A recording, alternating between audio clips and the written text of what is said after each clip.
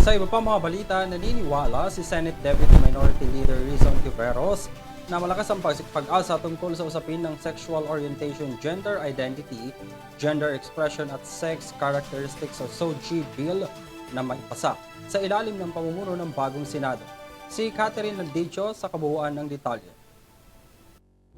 Matapos mabinbin sa Senado ang inihain na sexual orientation, gender identity, gender expression, sex characteristic o SOGI-SC Equality Bill, nais ni Senator Risa Hontiveros na ito ay maipasa sa ilalim ng bagong Senado dahil ito rin daw umano ay para sa araw-araw na pamumuhay ng mga LGBTQIA+ community bilang isang tao.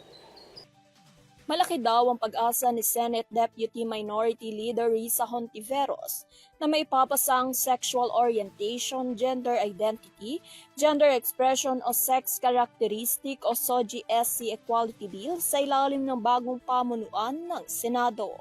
Sinabi ni Hontiveros na hiniling niya kay Senate Majority Leader Francis Tolentino na tignan ang ulat ng komite at nangako umano ito na gagawin.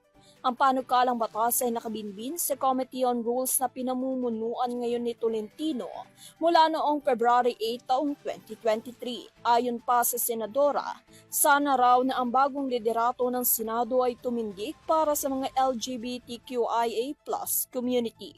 Dagdag pa sa payag nito na 19 na umano sa kanyang colleagues ang lamagdana sa committee report ng SOGI-SC Equality Bill.